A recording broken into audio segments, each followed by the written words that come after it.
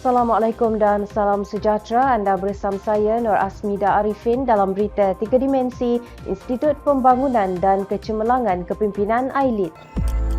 Kementerian Belia dan Sukan menyasarkan menyantuni lebih 100,000 belia di institusi latihan dan pendidikan di seluruh negara menerusi program Jelajah Kafe Undi 18 sebagai usaha memberi kesedaran, kefahaman dan keyakinan golongan muda terhadap keterlibatan mereka dalam pilihan raya negara. Yang Berhormat Senator Datuk Seri T. Lian Ke, Timbalan Menteri Belia dan Sukan berkata, program Jelajah Kafe Undi 18 merupakan sebuah program literasi demokrasi yang dijalankan oleh Institut Pembangunan dan Kecemerlangan Kepimpinan AILID.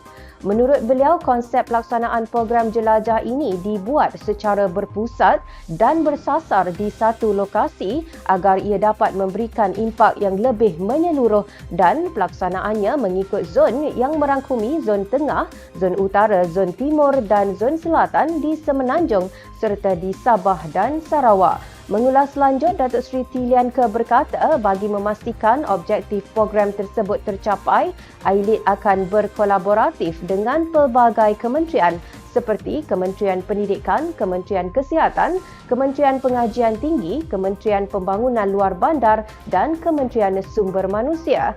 Tambah beliau, ia turut melibatkan penyertaan Kolej Matrikulasi, Institusi Latihan KKM, Politeknik, Kolej Komuniti, Institusi Pendidikan Majlis Amanah Rakyat dan Institusi Latihan Jabatan Tenaga Manusia. Pelaksanaan program ini juga mendapat kerjasama daripada pihak Akademi Pilihan Raya melalui aktiviti pendidikan mengundi dalam usaha untuk memberikan kesedaran dan kefahaman terhadap sistem serta proses pilihan raya yang dijalankan. Kementerian Belia dan Sukan KBS melalui Institut Penyelidikan Pembangunan Belia Malaysia IRIS telah mengambil inisiatif untuk membangunkan sistem e-Mind iaitu satu sistem bersepadu Malaysian Youth Index yang bertujuan merekodkan maklumat program dan aktiviti pembangunan belia merentas pelaksana pembangunan belia di Malaysia. Susulan daripada gerak kerja pemantauan sistem e-Mind ini, AILID menerusi kluster kenegaraan dengan kerjasama bahagian inovasi dan jaminan kualiti telah melaksanakan kursus peningkatan profesionalisme pegawai perhubungan kenegaraan berkaitan pengurusan sistem e-Mind dalam usaha merekod dan mengemaskini maklumat program-program yang dilaksanakan oleh AILID. Kursus yang dilaksanakan secara bersemuka ini telah dikendalikan sepenuhnya oleh Encik Khalid Muhammad Yusof, Pengarah Bahagian Inovasi dan Jaminan Kualiti AILID selaku pentadbir sistem e-Mind jabatan. Menurut Encik Khalid Muhammad Yusof, pemantauan sistem e-Mind bagi fasa merekod dan mengemaskini program atau aktiviti ini melibatkan focal point daripada pengguna agensi yang diwakili oleh bahagian dan kluster di bawah AILID. Tambah beliau lagi, menerusi pelaksanaan kursus ini, pengguna agensi telah diberikan pengetahuan dan pemahaman secara langsung mengenai pengurusan sistem e-Mind di dalam perekodan peserta yang berkaitan dengan elemen kerjaya.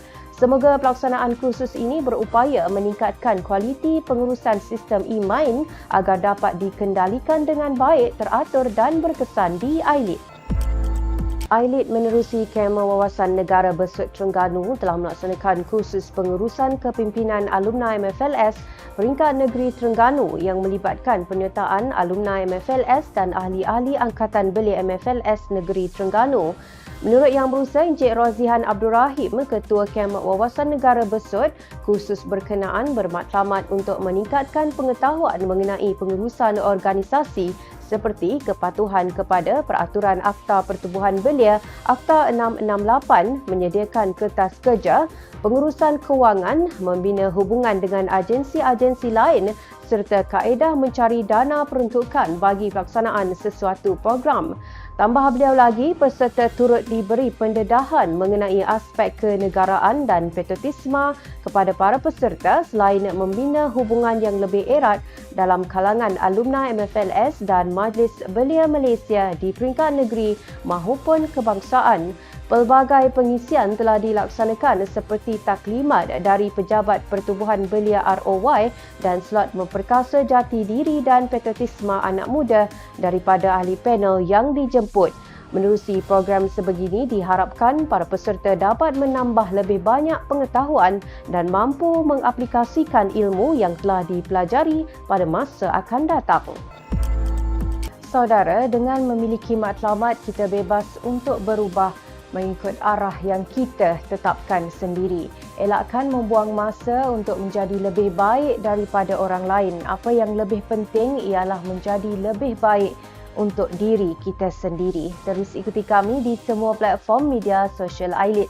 Jangan lupa temui kami pada jam 3 petang dengan 3 berita penting 3 kali seminggu pada hari Isnin, Rabu dan Jumaat hanya di Berita 3 Dimensi. Saya Asmida Arifin. Assalamualaikum dan salam keluarga Malaysia.